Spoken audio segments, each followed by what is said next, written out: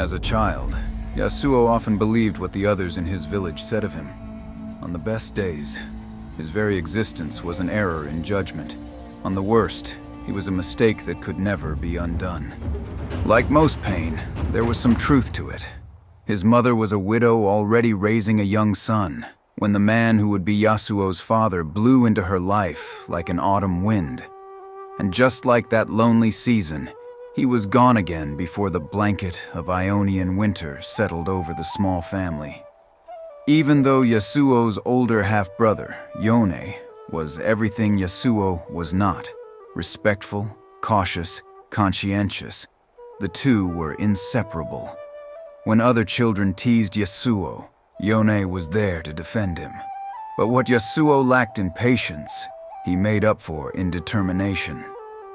When Yone began his apprenticeship at the village's renowned sword school, a young Yasuo followed, waiting outside in monsoon rain, until the teachers relented and opened the gates. Much to the annoyance of his new peers, Yasuo showed natural talent, and became the only student to catch the attention of Elder Souma, last master of the legendary wind technique. The old man saw Yasuo's potential, but the impulsive pupil refused his tutelage, remaining unbridled like a whirlwind. Yone pleaded with his brother to set aside his arrogance, gifting him a maple seed, the school's highest lesson in humility. The next morning, Yasuo accepted the position as Souma's apprentice and personal bodyguard. When word of the Noxian invasion reached the school, some were inspired by the great stand that had been taken at the Placidium of Navori, and soon the village was bled of the able-bodied. Yasuo longed to add his sword to the cause, but even as his classmates and brother left to fight, he was ordered to remain and protect the elders. The invasion became a war. Finally, one rain-slicked night, the drums of a Noxian march could be heard in the next valley over. Yasuo abandoned his post, foolishly believing he could turn the tide. But he found no battle, only a raw grave for hundreds of Noxian and Ionian corpses. Something terrible and unnatural had happened here, something that no single blade could have stopped. The land itself seemed tainted by it. Sobered, Yasuo returned to the school the next day, only to be surrounded by the remaining students, their swords drawn. Elder Souma was dead, and Yasuo found himself accused not only of dereliction, but of murder. He realized the true killer would go unpunished if he did not act quickly, so he fought his way free, though he knew this would all but confirm his apparent guilt. Now a fugitive in war-torn Ionia, Yasuo sought any clue that might lead him to the murderer.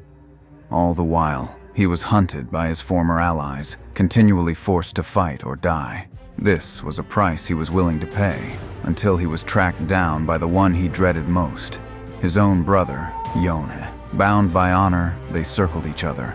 When their swords finally met, Yasuo's wind magic overcame Yone's dual blades, and with a single flash of steel, the outcast cut his brother down.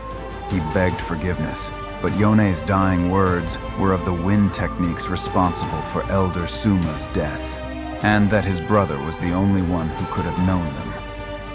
Then he fell silent, passing on before he could grant any absolution. Without master or brother, Yasuo roamed the mountains distraught, drinking away the pain of war and loss, a sword without a sheath. There in the snow, he met Talia, a young Shuriman stone mage who had fled the Noxian military. In her, Yasuo saw an unlikely student, and in himself, an even more unlikely teacher. He trained her in the ways of elemental magic, wind-shaping stone, embracing at last the teachings of Elder Souma. Their world changed with rumors of a risen Shuriman god-emperor. Yasuo and Talia parted ways, though he gifted her the treasured maple seed, its lesson now learned. As she returned to her native desert sands, Yasuo set out for his own village, determined to put right his mistakes and find his old master's true killer. Within the stone walls of the council hall, Elder Souma's death was revealed to have been an accident. one brought about by the Noxian exile known as Riven, and one for which she felt deep remorse. Even so, Yasuo still could not absolve himself of the choice he had made to abandon his master.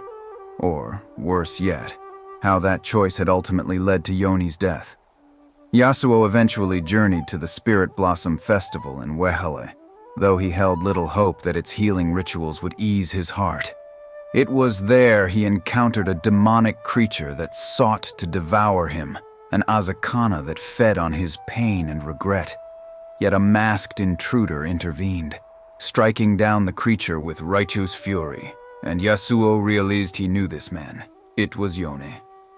Fully expecting his brother to take vengeance, Yasuo was surprised when Yone let him go with little more than a bitter blessing. With nothing left for him in the First Lands, Yasuo has embarked on a new adventure, though he knows not where it will lead, his sense of guilt the only thing weighing down the free wind.